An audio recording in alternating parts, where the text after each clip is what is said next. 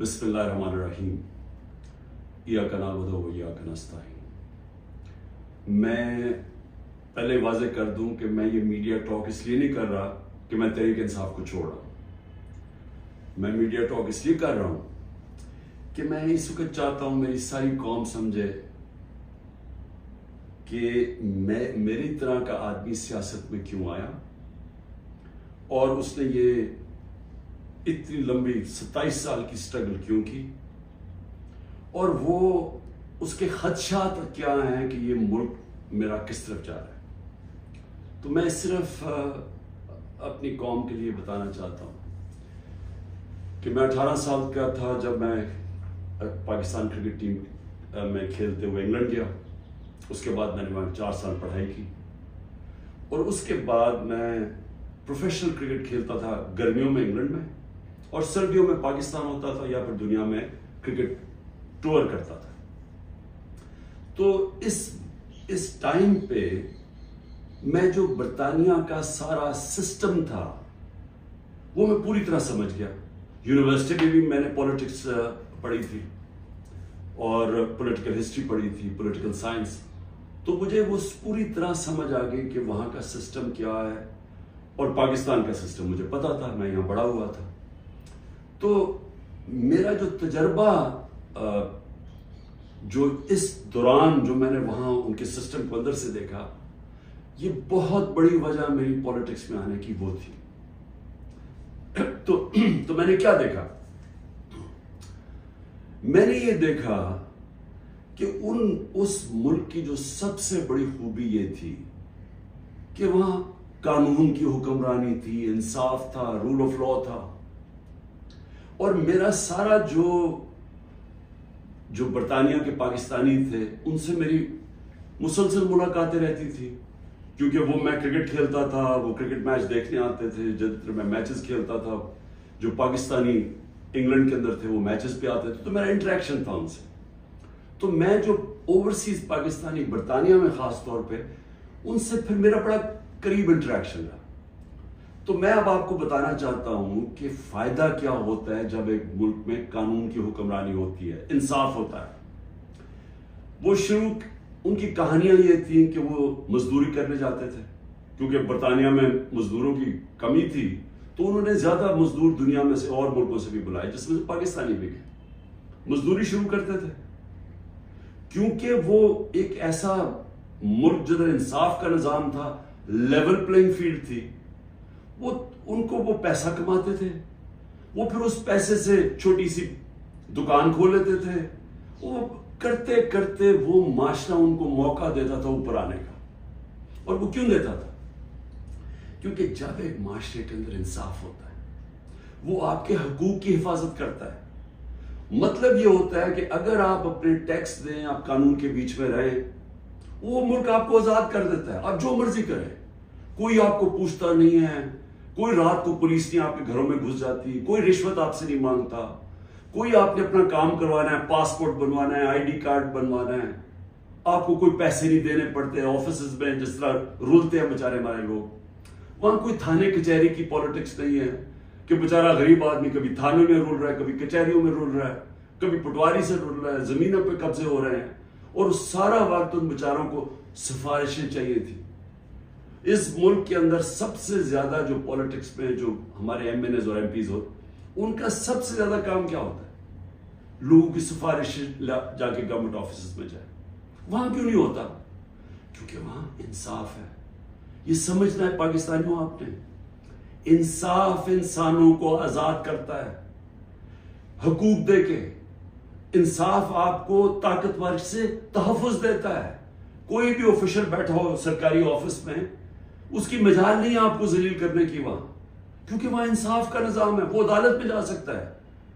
کوئی اس کی مجال نہیں رشوت مانگنے کی، کیونکہ وہ اس کو عدالت میں جا کے کہہ سکتا ہے اس نے مجھ سے رشوت مانگی۔ کمزور کو طاقتور سے انصاف تحفظ دیتا ہے، اس طرح لوگ آزاد ہوتے ہیں۔ تو وہی پاکستانیوں کو میں نے آہستہ آہستہ دیکھا اوپر آتے ہوئے، ان کے بچے گورنمنٹ اسکولوں میں گئے، مفت پڑھے، ان کے بچوں کو اعلیٰ تعلیم ملی، ان کو میں نے دیکھا وہ اور آگے بڑھے، وہ ڈاکٹرز بنے، مزدوروں کے بچے۔ اور سوائے کئی علاقوں میں جو تھوڑی ریسزم تھی، عموماً یہ دیکھا کہ جو وہاں مزدور بھی گئے ان کو دیکھتے دیکھتے بچے آگے بڑھتے گئے، بزنس شروع کی انہوں نے، بڑے کام کیے. لیکن جو بھی یہاں پاکستانی جاتے تھے، جو مجھے ابھی بھی یاد ہے، وہ سارا وقت ترستے تھے کہ میں نے ایک دن پاکستان جانا ہے. وہ پاکستانی میوزک سنتے تھے، پاکستانی فلمیں دیکھتے تھے، کرکٹ میچ دیکھتے تھے، سارا وقت یاد کرتے تھے پاکستان کہ جیسے ہی ہم نے پیسہ کما لیا ہم پاکستان جائیں گے. اب ان کے بچے وہاں پڑھ جاتے تھے، بڑے ہو جاتے تھے. جب بچے تھوڑے بڑھ جاتے تھے، بڑے ہوتے تھے، وہ پھر آپ پاکستان آنے کی کوشش کرتے تھے. اب میں آپ کو بتاتا ہوں کہ کیوں ہم آگے نہیں بڑھ رہے. وہ آتے تھے پاکستان، ان کے بچے جب پاکستان میں بزنس کام شروع کرتے تھے ان سے کام ہی نہیں ہوتا تھا.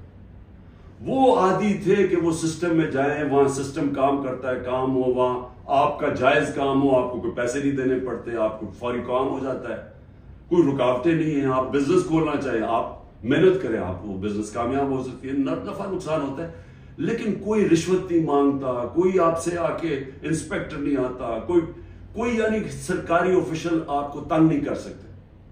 یہاں کی ان کو مشکل پڑ گئی. وہ تھوڑی دیر آتے تھے، کوشش کرتے تھے، تھوڑی دیر کے بعد ملک سے باہر واپس رہ ہی نہیں سکتے تھے. کرپٹ نظام میں ایک وہ نظام جدھر انصاف نہیں ہے، وہ نہیں گزارا کر سکتے تھے. وہ بیچارے ماں باپ واپس چلے جاتے تھے انگلینڈ. کئیوں کو میں جانتا ہوں، انہوں نے پیسہ اکٹھا کیا، محنت کی، 15-20 سال سرمایہ کاری، اتنا سرمایہ اکٹھا کر کے پاکستان آ کے بزنس کھولی. وہ اس نظام میں ان کی بزنس نہیں چلتی تھی.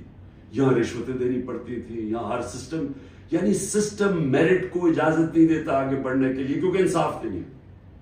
اور وہ یہاں تباہ ہو کے، میں نے دیکھا لوگ یہاں فراڈ ہوئے، ان سے ہر جگہ زمینوں پہ قبضے ہوئے، ان کے گھروں پہ قبضے ہوئے. جب وہ واپس آتے تھے پیچھے قبضہ ہو جاتا تھا.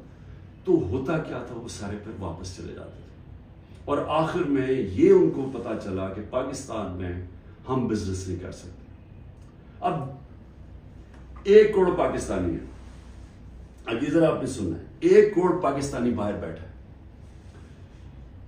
صرف برطانیہ امریکہ میں جو 16,000 پاکستانی امریکن ڈاکٹرز ہیں، 16,000، ان کی نیٹ ورتھ، جو ان کی ٹوٹل ان کی جو دولت ہے، 16,000، 200 ارب ڈالر ہے. 200 ارب ڈالر ان کی نیٹ ورتھ ہے. جو 10 پاکستانی سب سے امیر ہیں اس وقت امریکہ میں، پاکستانی امریکنز، 25 ارب ان کی نیٹ ورتھ ہے، ڈالرز. صرف جو پاکستانیوں کو یہاں سمجھتے ہیں کہ یہاں حالات اچھے نہیں ہیں، جنہوں نے دبئی میں، اس میں حلال کا بھی پیسہ حرام کا بھی ہے، صرف دبئی میں انہوں نے جو پراپرٹیز لی ہوئی ہیں، 20,000 پاکستانیوں نے وہ 10.4 ارب ڈالر کی پراپرٹیز لی ہوئی ہیں. ہم 6 ارب کے پیچھے، ڈالر کے پیچھے، IMF کے پیچھے بھاگ رہے ہیں. تو میں یہ صرف آپ کو کیوں بتا رہا ہوں؟ ہمارا ملک، اللہ نے ساری نعمتیں دی ہوئی ہیں اس کو. ایسا ملک دنیا میں نہیں ہے. ہر قسم کی، یعنی 12 موسم ہیں، اوپر سے نیچے جائیں بدل جاتا ہے، ملک بدل جاتا ہے، اس میں ہر کچھ اگ سکتا ہے. زرخیز زمین ہے، اس کو ہم صحیح استعمال نہیں کر پا رہے. لیکن جب تک ہم انصاف کا نظام نہیں ٹھیک کرتے، ہم اس ملک میں اس دلدل میں گھس رہے ہیں. میں اب آپ کو بتاؤں کہ میں نے جب یہ پاکستانیوں سے جو برطانیہ میں تھے، کیونکہ میرا اصل میں کرکٹ کھیلتا تھا، میں نے آپ کو بتایا میرے ان سے رابطہ تھا، تو تب میں نے فیصلہ کیا کہ ہم پاکستان کے اندر جب تک یہاں ایک انصاف کا نظام نہیں آتا، ہمارا ملک آگے نہیں بڑھ سکتا. کیونکہ اتنا بڑا سرمایہ کاری ہو سکتی ہے اوورسیز پاکستانی سے، لیکن وہ آتے نہیں ہیں پاکستان میں. وہ صرف اپنی ریمیٹنس بھیجتے ہیں، جو اصل تو سرمایہ کاری سے ملک اوپر جاتا ہے. تو میں نے پھر تحریک انصاف بنائی 96 میں، اور اس کا نام تھا انصاف کی تحریک. اس کی نظریہ کیا تھا؟ اسلامی فلاحی ریاست. وہ نظریہ کدھر سے لیا؟ جو قرارداد پاکستان ہے، آبجیکٹو ریزولوشن ہے، جس میں مدینہ کے ریاست، اس کے اوپر طرز کے اوپر انہوں نے اسلامی فلاحی ریاست لکھی. کیونکہ اسلامی فلاحی ریاست ہمیشہ مسلمان مدینہ کی ریاست کی طرف سوچتا ہے، وہ دنیا کی تاریخ کی پہلی فلاحی ریاست ہے۔ ہم نے اس کا وہ آبجیکٹو رکھا کہ یہ ہمارا گول ہے، اور میں نے اپنی پارٹی لانچ کر دی۔ اب میں یہ اس لیے آپ کو بتایا کہ ہمارا جب تک ملک اس چیز کو سمجھتا نہیں ہے کہ ہم نے اس ملک میں قانون کی حکمرانی قائم کرنی ہے، اس کے بغیر پاکستان کا کوئی فیوچر نہیں ہے۔ اگر ہم یہ نہیں سمجھتے تو ہم یہ جو تباہی کی طرف تیزی سے ہمارا ملک جا رہا ہے، ہم نہیں اس کو روک سکتے۔ میرے پاس ابھی اعداد و شمار ہیں جو اس موجودہ حکومت نے پرنٹ کیے ہیں، میں ابھی آپ کو وہ بتاؤں گا کہ ایک سال میں ہوا کیا ملک میں۔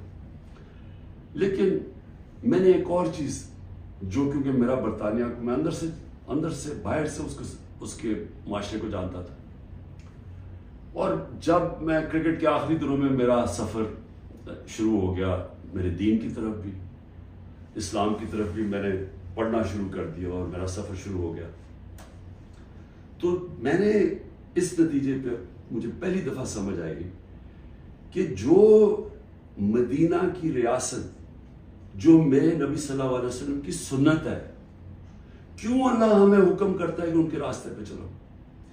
کیونکہ اللہ نے نبی صلی اللہ علیہ وسلم کو رحمت للعالمین کا خطاب دیا ہوا ہے، سب انسانوں کے لیے رحمت بن کے آئے تھے۔ اس کا مطلب کوئی بھی انسانی معاشرہ اس مدینہ کے ریاست کے اصولوں پہ چلے گا، وہ اوپر آ جائے گا، ادھر خوشحال ہو، اللہ کی برکت آ جائے گی۔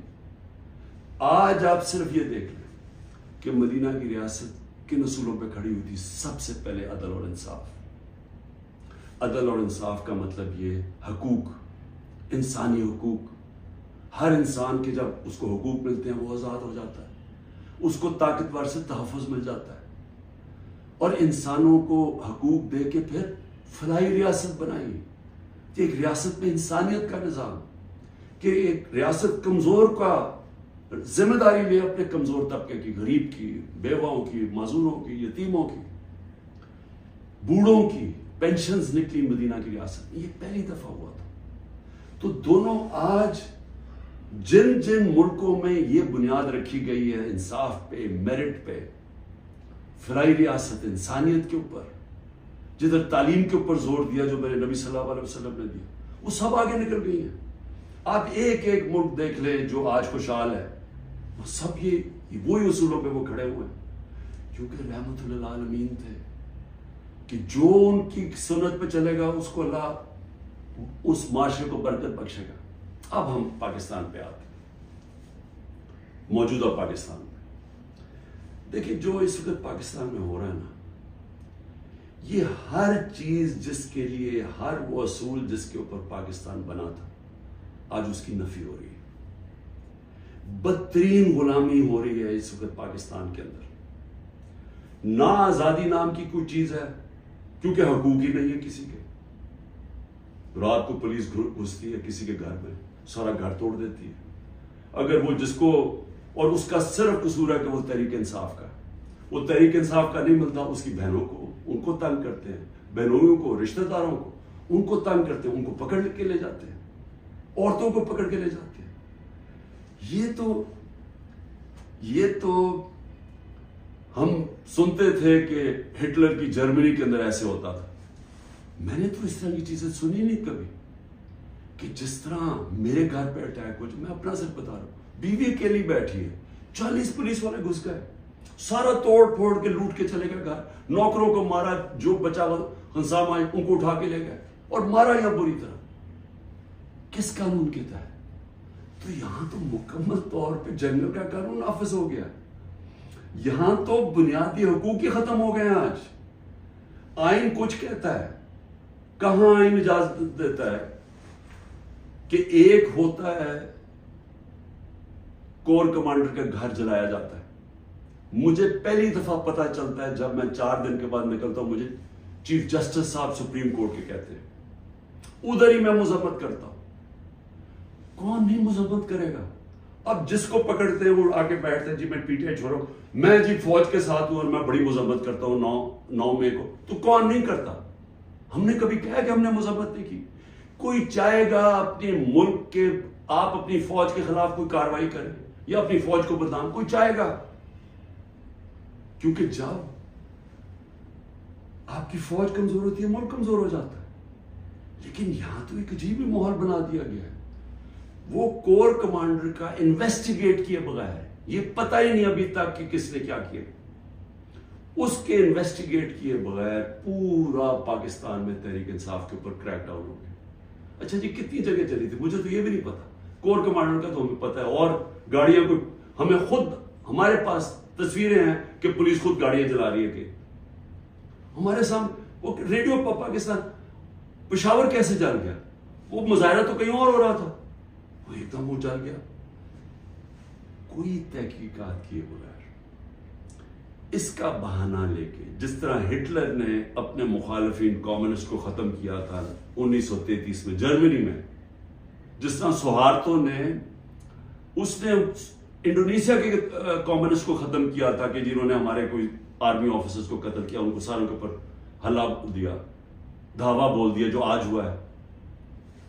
تحریک انصاف جدھر ملتی ہے، بھئی کراچی والوں کا کیا کور کمانڈر سے تھا، باقی پاکستان میں تھا. چلے لاہور میں ہم مانا سے ہو گیا، وہ اس پہ بھی تحقیقات کے بغیر اچھا چلیے آپ کو بڑا غصہ ہے تو باقی جگہ کیوں پکڑ رہے ہیں؟ ساری جگہ کوئی تحریک انصاف کا سپورٹر ہو، رشتہ دار ہو، جانا ہو، کوئی کسی نے ٹویٹ کی ہو، ان کو پکڑ کے جیلوں میں ڈال رہے ہیں. 10,000 لوگوں کو پکڑ کے جیل میں ڈال دیا. اور اب یہ جبری طلاقیں ہو رہی ہیں. وہ آتے ہیں بیٹھتے ہیں، جی میں دیکھیں جی میں نے تو بڑا فوج کے ساتھ ہوں، میں تو بڑا یہ 9 میں جو ہوا بہت برا ہوا اور میں تو تحریک انصاف چھوڑوں. تو یہ اس سے سمجھا جا رہا ہے کہ یہ پارٹی کمزور ہو رہی ہے، عمران خان اکیلا رہ گیا. لیکن میں سارے جو آج آپ بیٹھے ہیں نا، جو فیصلے کر رہے ہیں اس ملک، میری بڑی غور سے بات سنیں. میں یہ جو آپ کے سامنے آیا ہوں، یہ کبھی جب میں کوشش کرتا ہوں کہ ڈائلاگ کی بات کرو، ہمارے سے کوئی بات چیت تو کر لے، ہم یہ بات کر کے مسئلے حل کر دیں، جس دن میں یہ کرتا ہوں اگلے دن اور سختی شروع ہو جاتی ہے، 2-3 اور FIR کاٹ دیتے ہیں، گھر میں آ جاتی ہے پولیس. کیونکہ سمجھتے یعنی کوئی ایک عجیب ذہن بیٹھے ہوئے، وہ سمجھتے ہیں کہ جو ڈائلاگ کرنا چاہ رہے ہو وہ اب اس کے گھٹنے کانپنے شروع ہو گئے ہیں، تو اس لیے آ کے اس کے اوپر تھوڑی اور سختی کرو تو بالکل بیٹھ جائے. دیکھیے یہ تو ہونے نہیں لگا. میں پھر سے آپ کو کہہ دوں کہ جب تک میرے میں سانس ہے، میں اس ملک کی حقیقی آزادی کے لیے تب تک پوری جدوجہد کرتا رہوں گا جب تک میں زندہ ہوں. لیکن مجھے اس وقت پاکستان کا خطرہ ہے، مجھے اپنی ملک کی فکر پڑ گئی ہے، اور جو لوگ مل کے یہ سب کچھ کر رہے ہیں ان کو ملک کی فکر کیوں نہیں ہے؟ کیوں آج ہم مجھے یہ نہیں؟ 308 روپے کا ہو گیا ڈالر اوپن مارکیٹ میں. جب ڈالر 308 روپے کا اوپن مارکیٹ میں ہو جائے تو خطرے کی گھنٹیاں بج جانی چاہیے کہ اب جا رہا ہے پاکستان اس جس کو ہائپر انفلیشن کہتے ہیں، یہ اس مہنگائی کی طرف جا رہا ہے. سارا بزنس ٹھپ، انڈسٹری ٹھپ. ابھی میں آپ کو اس حکومت کے اعداد و شمار بتاؤں گا. تو ان کو کیوں نہیں فکر، یہ PDM والوں کو؟ ان کے پیسے باہر پڑے ہیں، ان کا اربوں ڈالر اس ملک سے باہر پڑا ہے. ان کو کوئی فرق نہیں پڑا کہ اس ملک کے اندر لوگوں کی $130 کم ہو. 130 روپیہ گرا ہے ڈالر کے مقابلے میں صرف جب سے ہم گئے. تو ان کو نہیں فکر پڑ رہی. وہاں لندن میں بیٹھ کے عاشیاں، بڑے بڑی گاڑیاں، بڑے بڑے ریسٹورنٹس میں بیٹھے ہوئے ہیں، شاپنگ ہو رہی ہے ہیرڈز میں، کیونکہ ڈالرز میں یا چوری کر کے پیسہ وہاں لے گئے. فکر ہر اس پاکستانی کو ہونی چاہیے جس کا جینا مرنا پاکستان میں ہے. میں نے عمران خان کو ECL پہ ڈال دیا. شکر کو میں تو آپ کا شکریہ ادا کرتا ہوں. میں تو جانا ہی نہیں چاہتا ملک سے باہر، کیونکہ میں نے کوئی باہر میرے پیسے بینک اکاؤنٹس کچھ نہیں پڑے ہوئے. مجھے تو یہ ملک سے پیار ہے. تو اس لیے ECL ان کو فرق پڑتا ہے جنہوں نے جائیدادیں ڈالرز میں رکھی ہوئی ہیں باہر، اور ان کو کوئی فرق نہیں پڑا کہ ملک تباہی کی طرف جا رہے. ذرا آپ یہ صرف دیکھ لیں کہ جب ایک آدمی نے بند کمرے میں فیصلہ کیا کہ جناب عمران خان بہت ملک کے لیے تباہی کر رہا ہے اور میں اس کو بدلنا ہے، اور اس نے جب گورنمنٹ گرائی، تو ذرا صرف میں اب آپ کو اس حکومت کی اعداد و شمار ہمارے پاس جو فورن ایکسچینج ریزروز تھے، یاد رکھیں روپیہ مضبوط رہتا ہے جب آپ کے ریزروز اوپر ہو، 16.2 ارب ڈالر، آج وہ ہیں 4.5 ارب ڈالر، منفی 72% ہمارا فورن ایکسچینج گرا، ایکسپورٹس 13% گری ہے، ریمیٹنسز جو باہر سے پاکستانی ڈالر بھیجتے تھے وہ 13% گرے۔ یاد رکھیں یہ ہر سال ہمارے بڑھتے جا رہے تھے، ہر سال پچھلے سال سے زیادہ ہوتی تھی ہماری ایکسپورٹس بھی، ریمیٹنسز بھی، ڈالر زیادہ آ رہا تھا۔ اب جب سے یہ آئے ہیں 13% دونوں نیچے چلی گئی ہے بجائے اوپر جانے کے۔ اس کا مطلب ڈالر کم آ رہے ہیں پاکستان میں، قرضے بڑھتے جا رہے ہیں، ڈالر کم آ رہے ہیں اور ہم نے قسطیں بھی دے دی۔ ٹیکسٹائل ایکسپورٹ جو ہماری سب سے بڑی ایکسپورٹ ہے، منفی 14% گر چکی ہے۔ انٹرسٹ ریٹ، اب بزنس کام کون کرے گا؟ ہم جب تھے 9.8 تھا، آج 21% ہے ہمارا سود۔ ہمارا جو ایکسچینج ریٹ ہے آفیشل 180 کر لیں، ہمارا تھا جب ہم گئے 180 روپے ڈالر تھا، آج 287 روپے ڈالر آفیشل ریٹ ہے اور 308 پہ پہنچ گیا ہے اوپن مارکیٹ میں۔ مہنگائی کے اوپر بڑا شور مچا تھا، 12.7% تھی ہماری کنزیومر پرائس انڈیکس۔ مہنگائی کی دو ہوتی ہیں قسمیں، ایک جس کو کہتے ہیں کنزیومر پرائس انڈیکس جو CPI ہوتی ہے، وہ 12.7 تھی، آج 36.4% ہے، پاکستان کی تاریخ کی سب سے بڑی مہنگائی۔ لیکن اس سے زیادہ خطرناک جو سینسٹیو پرائس انڈیکس ہے وہ 14.2 ہمارے دور میں تھی، آج وہ پاکستان میں 42.1% ہے۔ پٹرول، یاد رکھیں ہمارے دور میں پٹرول 110 سے 115 لیٹر 110 سے 115 ڈالر پہ بیرل گئی تھی، آج وہ 70-80 کے بیچ میں ہے، یعنی ادھر سے آ کے۔ ہمارے دور میں 150 روپے لیٹر پیٹرول تھا، 145 روپے لیٹر ڈیزل تھا، آج ڈیزل پہنچ گیا 260 روپے اور پیٹرول پہنچ گیا 270 روپے۔ جب پیٹرول مارکیٹ میں نیچے، انٹرنیشنل تیل نیچے چلا گیا تو یہ آپ ذرا دیکھیں تقریباً 100 روپے اوپر گیا۔ آٹا جو ہر آدمی کو افیکٹ کرتا ہے، ہمارے دور میں 55 روپے تھا کے جی، آج وہ پہنچ گیا 136 روپے کے جی، 130% کا اضافہ ہوا اس میں، اور یہ عام آدمی کو سب سے زیادہ تکلیف دے رہی ہے۔ چاول 103 روپے کے جی تھا، آج 202 روپے کے جی ہے، 95% ہمارا چاول کی قیمت بڑھی ہے، یہ بھی عام آدمی کا۔ گھی، انٹرنیشنل مارکیٹ میں جو پام آئل ہم امپورٹ کرتے ہیں وہ آدھا ہو گیا ہے، آج ہمارے دور میں 468 روپے کے جی تھا، آج 603 روپے کے جی ہے، جبکہ آدھا ہو گیا انٹرنیشنل مارکیٹ میں۔ اور دودھ 117 روپے لیٹر تھا، آج 170 روپے لیٹر۔ میں اور بھی آپ کو بتا دوں کہ جس سے آپ کی دولت میں اضافہ ہوتا ہے، ہماری جو گروتھ ریٹ تھی، یعنی جس ریٹ پہ ہماری دولت میں اضافہ ہو رہا تھا، جس کو GDP کہتے ہیں، GDP میں اضافہ، وہ 6.1% تھی، آج وہ چلی گئی ہے منفی 0.2%، 0.2% پہ چلی گئی۔ انڈسٹریز، ہماری اوور آل انڈسٹری 6.8% پہ بڑھ رہی تھی، آج وہ -2.9% پہ چلی گئی۔ یعنی جس سے آپ کے ملک میں دولت بنتی ہے، جس سے آپ ٹیکسز بڑھتے ہیں، جس سے آپ روزگار دیتے ہیں، وہ انڈسٹری جو زیادہ تر انڈسٹریز وہ -2.9 پہ پہنچ گئی ہیں، اور جو لارج اسکیل مینوفیکچرنگ ہے جس سے سب سے زیادہ دولت میں اضافہ ہوتا ہے، وہ ہمارے دور میں 11.9% پہ بڑھ رہی تھی، وہ آج -7.9% پہ چلی گئی، تقریباً 8% منفی پہ چلی گئی۔ جو کنسٹرکشن ہے جس سے سب سے زیادہ نوکریاں ملتی ہیں، وہ 1.9% پہ بڑھ رہا تھا ہمارے دور پہ، آج وہ -5.5% پہ چلی گئی۔ اور پھر کاٹن، کیونکہ ہمارا سب سے زیادہ جو کپڑا بناتے ہیں ہم، اس سے ہمارا اضافہ بھی ہوتا ہے، نوکریاں بھی ملتی ہیں، ایکسپورٹس بھی بڑھتی ہیں، وہ 9.2% پہ بڑھ رہی تھی، آج وہ -23% پہ پہنچ گئی ہے، یعنی کہ بند ہو رہی ہے انڈسٹری.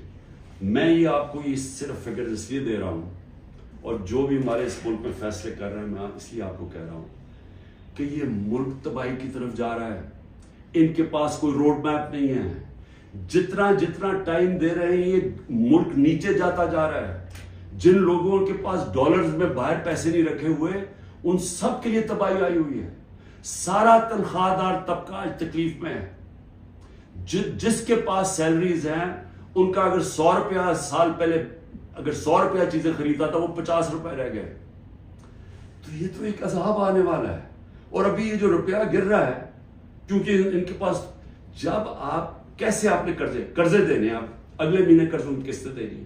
جب آپ کی دولت میں اضافہ نہیں ہو رہا، جب ڈالرز ہی نہیں بڑھ رہا ہے، جب آپ کی انڈسٹری بند ہو رہی ہے، جب آج کسانوں کے پاس وہ پیسہ ہی نہیں رہا کیونکہ وہ اتنی مہنگائی ہو گئی ہے کہ اس کے پاس پیسہ نہیں بچتا اپنی زمین پہ لگانے کے لیے، تو وہ اس کی ظاہر ہے اس کی پیداوار گرنی شروع ہو جائے گی.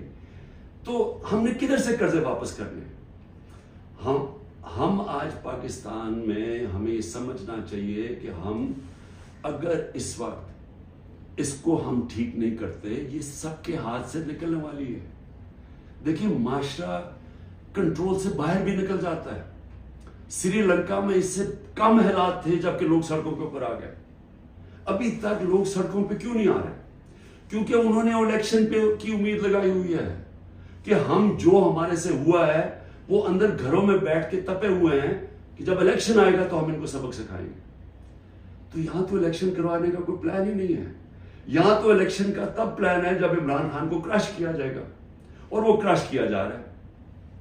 یعنی یہ جو ہمارے اوپر جس طرح کا جبر ہو رہا ہے اور جس طرح کا یہ ظلم ہو رہا ہے تو یہ تو کبھی ہوا ہی نہیں ہے پاکستان میں کسی پارٹی سے. اور یہ اس کے پیچھے یہ سوچ ہے کہ جب یہ کرش ہو جائے گی پارٹی تب ہم الیکشن کروا دیں گے.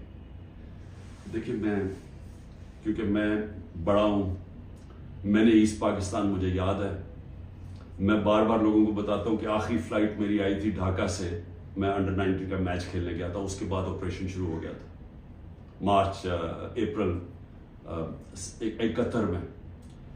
دیکھیں ہوا کیا تھا اس پاکستان میں، اس پھر سے یاد رکھیں، تاریخ سے سیکھنا چاہیے. ذوالفقار علی بھٹو نے 81 سیٹیں جیتی پاکستان میں 138 میں سے، اور کہا تھا ذوالفقار علی بھٹو کا انقلاب آ گیا تھا، اور واقعی انقلاب تھا، روٹی کپڑا مکان کا انقلاب آیا تھا. لیکن 138 میں سے ذوالفقار علی بھٹو نے 81 سیٹیں جیتی. اور اس نے جو نعرہ تھا کہ میں پہلی دفعہ عوام کا نام لیا. پہلے تو عوام کا نام ہمیں پتہ نہیں عوام کیا ہوتی ہے، کیونکہ پہلے تو اور قسم کی سیاست تھی. تو اس نے ایک ذہنوں میں انقلاب لے کے پہلی دفعہ عوام کی بات کی. لیکن مجیب الرحمان 162 سیٹیں تھی ایسٹ پاکستان میں، اس نے 160 جیتی، صرف 2 سیٹیں ہاری اس نے. تو وہ کیا کہہ رہا تھا؟ وہ انصاف کہہ رہا تھا کہ ہمارے سے انصاف نہیں ہو رہا، ہمارے حقوق نہیں مل رہے، ایسٹ پاکستان کو کالونی کی طرح رکھا جا رہا ہے، ہمیں سیکنڈ کلاس شہریوں کی طرح رکھا جا رہا ہے. اور وہ انصاف مانگ رہا تھا، حقوق مانگ رہا تھا، وہ آزادی نہیں مانگ رہا تھا. جب ہم نے آپریشن شروع کیا تو وہ پھر حقوق سے آزادی کی طرف چلا گیا. وہ بات کرنے کے لیے بھی تیار تھا. اور مجھے ابھی بھی یاد ہے جب ہمارا ملک ٹوٹا تھا، میں انگلینڈ میں تھا، پڑھ رہا تھا، تو جو دھچکا ہم سب کو لگا تھا، یعنی ہم ہل کے رہ گئے تھے.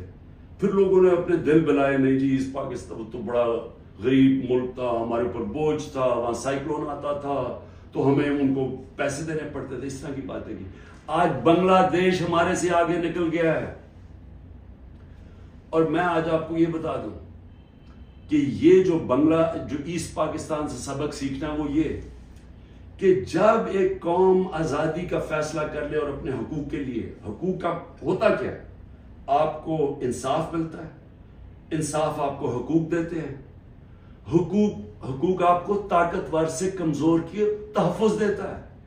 جب تحفظ ملتا ہے وہ آزاد ہو جاتا ہے، اس کو لیول پلینگ فیلڈ مل جاتی ہے، اس ملک میں خوشحالی آ جاتی ہے، کیونکہ وہ پھر زیادہ تر بڑی بزنسز تو نہیں ہیں پاکستان میں، جو میں بتا رہا ہوں اوورسیز پاکستانی کیوں نہیں آتا، وہ زیادہ تر چھوٹی بزنسز ہیں. چھوٹی بزنس پاکستان میں چل نہیں سکتی کیونکہ ان کے پاس اتنی طاقت نہیں ہوتی رشوت دینے کی، ان کے پاس اتنا ٹائم نہیں ہوتا کہ وہ آفیسز کے چکر لگائیں، وہاں ان کو وہ ڈیلے صرف اس لیے کریں جب تک آپ رشوت نہیں دیتے، تو وہ چلے جاتے ہیں واپس. تو چھوٹی بزنس جو اسمال اور میڈیم صنعت ہوتی ہے وہ ایک ریڑھ کی ہڈی ہوتی ہے ملک کی. اصل تو روزگار وہ دیتا ہے. ساری دنیا میں اسمال اور میڈیم انڈسٹری دیتی ہے، یہاں وہ چل نہیں دیتے کیونکہ یہاں ایک سسٹم بڑا کرپٹ ہے، کیونکہ یہاں انصاف نہیں ہے. تو جو میں آج آپ کو کہنے کی کوشش کر رہا ہوں کہ انصاف جب ایک لوگوں کے دلوں میں چلا جاتا ہے کہ ہمیں انصاف چاہیے، ہمیں حقوق چاہیے، ہمیں آزادی چاہیے، پھر آپ ان کے اوپر جو مرضی کریں، ملٹری آپریشن بھی، وہ پھر بیج دل سے نہیں نکلتا. کیونکہ جو اللہ نے ہمارے اندر یہ پیدا کیا ہوا ہے آزادی کا، یہ جو آزادی کا بیج ہے، یہ انصاف اور آزادی ساتھ ساتھ جاتے ہیں، یہ اندر ہے ہمارے. اور اس نے جب لا الہ الا اللہ کہتا ہے، ہم اسے وعدہ کرتے ہیں، وہ ہمیں آزاد کرنا چاہتا ہے اللہ، کیونکہ صرف آزاد لوگ اوپر جا سکتے ہیں. تو جب لوگوں کا دل میں آزادی کا جذبہ آ جاتا ہے، وہ پھر یہ جبری طلاقوں سے، یہ پکڑ دکڑ کر کے، یہ مار پیٹ کے، یہ خوف کر کے، اس سے یہ جاتا نہیں ہے. پھر یہ نفرتیں بڑھ جاتی ہیں، یہ اور زیادہ غصہ بڑھ جاتا ہے، یہ کہیں جانے نہیں لگا.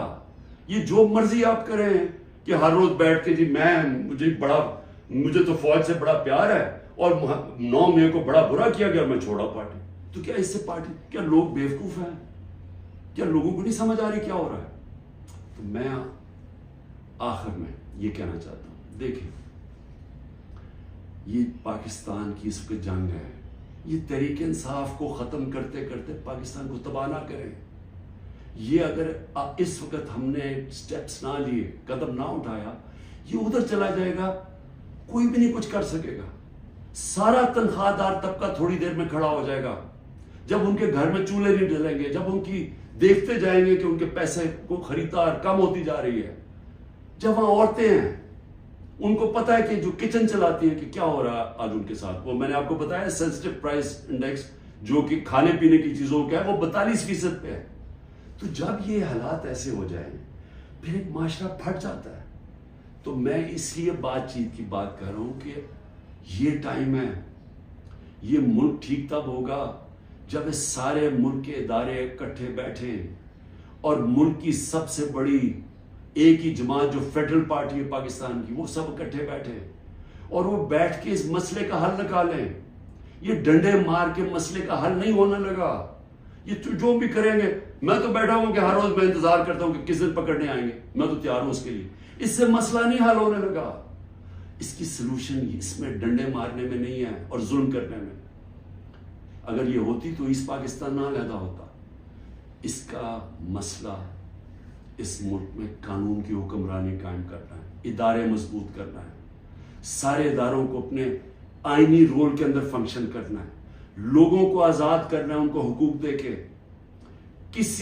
کبھی اس ملک میں نہیں ہونا چاہیے کہ لوگ گھروں میں بیٹھے اور رات عورتیں نہ پرواہ چادر نہ چادر والی لوگ آئے گھر توڑ کے چلے گئے اور کوئی پوچھنے والا نہیں ہے. اور انہیں پتا کیونکہ وہ طاقت والے کوئی پوچھے گا نہیں. عدالتوں سے سارا خوف چلا گیا. عدالتیں جا کے فیصلہ کرتی ہیں عمران ریاض کو لے کے آؤ، وہ ابھی تک پتہ ہی نہیں ہے وہ کدھر چلا گیا. اور جس طرح کے تشدد کی میں نے کہانیاں سنی ہیں کہ جو باہر نکلتے ہیں، کئی لوگوں کو، سب کو نہیں کیا، کئیوں کو تو برے حالات میں رکھا ہے کہ اتنے چھوٹے سے دڑبوں کے اندر لوگوں کو بند کیا ہوا ہے، لیکن کئیوں پہ تشدد کیا. تو میں یہ سوال پوچھتا ہوں کہ ہماری جب عدلیہ کی بات، ان کی ورڈکٹ نہیں مانے جائیں گے، عدلیہ کہتی ہے الیکشن کرواؤ آئین کے مطابق، وہ الیکشن ہی گورنمنٹ کرواتی، تو یہ ملک تو تباہ کی طرف چلا گیا نا، بنانا ریپبلک بن گیا. یہ ملک تو وہ جنگل کا قانون آ گیا آج پاکستان میں. تو میں اس لیے آخر میں اپیل کرتا ہوں کہ بات چیت کرنی چاہیے فوری طور پہ. جو یہ کیا جا رہا ہے یہ کوئی حل نہیں ہے، اور اس کو یہ نہ سمجھیں کہ عمران خان کی کمزوری ہے، کیونکہ جب میں یہ بات چیت کی بات کرتا ہوں اور سختی آ جاتی ہے، باہر پولیس پہنچ جاتی ہے، وارنٹ نکلاتے ہیں. یہ مجھے اس سے کوئی فرق نہیں پڑتا. مجھے اپنی ملک کی اس وقت فکر پڑی ہوئی ہے، اور آپ سب کو بھی فکر ہونی چاہیے کہ یہ جو میں نے آپ کو بتایا ہے، آج اگر 308 روپے کا اوپن مارکیٹ میں ڈالر مل رہا ہے تو سمجھ جائیں کہ پاکستان ادھر اب پہنچ جائے گا جدھر سارے لوگوں نے ڈالر خریدنا ہے, کسی نے سرمایہ کاری نہیں کرنی, باہر سے اوورسیز پاکستانی ریمیٹنسز انہوں نے لیگل چینل سے نہیں بھیجنا کیونکہ اتنا فرق پڑ گیا اوپن مارکیٹ اور آفیشل ریٹ کے اندر, تو یہ تو ملک تو جا رہا ہے نیچے. تو اس لیے میں پھر آخر میں اپنی ساری قوم کو کہتا ہوں کہ آپ سب صبر کریں, اپنی پارٹی کو کہتا ہوں صبر کریں. یہ جو کیا جا رہا ہے آپ سے کہ کن پٹی پر بندوق رکھ کے جی میں پی ٹی آئی چھوڑ رہا ہوں, کوئی فکر نہ کریں, کبھی کوئی پارٹی سے نہیں ختم ہوگی. پارٹی تو ختم ہوتی ہے جب نظریہ ختم ہو جاتا ہے. آج آپ کے سامنے پی ڈی ایم کی جماعتیں ہیں, پوری اسٹیبلشمنٹ کی مدد کر رہی ہے, الیکشن کمیشن ان کے ساتھ ملی ہوئی ہے, انتظامیہ ساری ان کے ساتھ ملی ہوئی ہے. کیوں یہ الیکشن سے ڈر رہے ہیں؟ سارا تو آپ کے پاس امپائرنگ بھی اپنے ہیں, پھر بھی ڈر رہے ہیں کہ جی عمران خان کو پہلے ختم کرو پھر الیکشن لڑیں گے, کیونکہ ان کا ووٹ بینک ختم ہو گیا ہے. پی ٹی آئی کا ووٹ بینک بڑھتا جا رہا ہے, جتنا یہ ظلم کر رہے ہیں اور زیادہ پبلک ہمارے ساتھ کھڑی ہو رہی ہے. اور انشاءاللہ جب بھی الیکشن ہوگا آپ کے سامنے آ جائے گا رزلٹ. شکریہ.